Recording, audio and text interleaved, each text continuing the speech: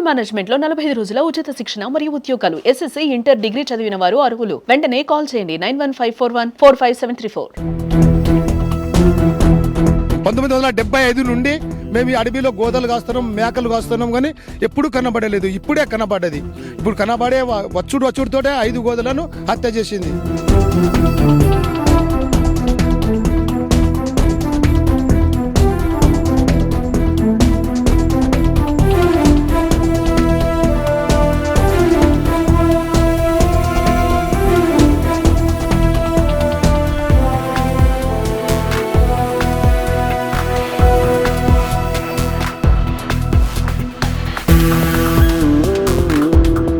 నమస్తే, welcome to Suman TV. Siddipet జిల్లాలో పెద్దపులి సంచారం జనాలను భయాందోళనకు గురి చేస్తుంది.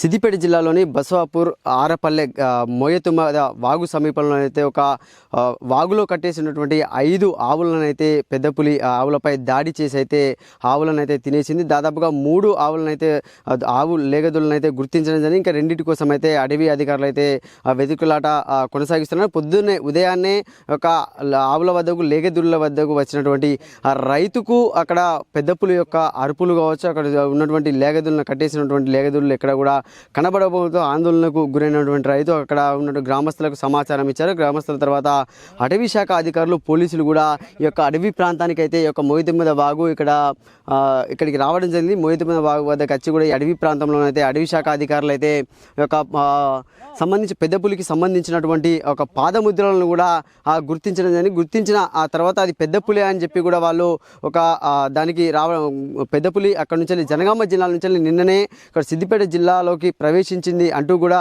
ఒక అటవీ శాఖ అధికారులు అయితే హెచ్చరికలను జారీ అయితే చేయడం జరిగింది. ఈ ప్రాంతం ఇక్కడ ఎలాంటి జనసంచారం కూడా ఉండదు. రైతులు అయితే వ్యవసాయం చేసుకుంటూ కూడా రోజు సహజంగా వచ్చినటువంటి రైతు కూడా ఒక చూడడంతో భయాందోళనకు అయితే గురి కావడం అయితే జరిగింది. ఒక ఆవులను తినేయడం అనేది కూడా ఒక సంచలనంగా మారిందని చెప్పుకోవచ్చు. ఇక్కడ సంబంధించినటువంటి ఒక రైతు అయితే ఉన్నారు. అంటే చెప్పండి బాబు, ఎప్పుడైనా మీరు ఒక పులి సంచారం ఇవరకు ఎప్పుడైనా జరిగింది?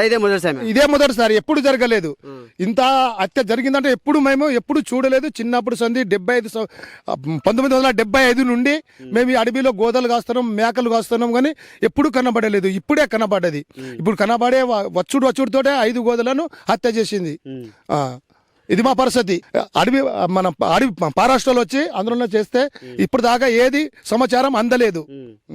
అంటే ఇప్పుడు అంటే ఇలాంటిది ఎప్పుడైనా అంటే మీరు ఇన్ని రోజులలో చూసిరా, లేకపోతే అంటే మీరు మొదట ఎట్లా గుర్తించారు అక్కడ అది పులి వచ్చిందని ఎట్లా గుర్తించారు మీరు? అయితే ఇక్కడ మొత్తం బొండిగా బట్టి మొత్తం రక్తమే మింగేసింది, ఒక జబ్బ కొరికేసింది. అక్కడ సప్పుడు వినబడ్డది. పొద్దున హృదయం రాగానే ఒక సప్పుడు వినబడ్డది.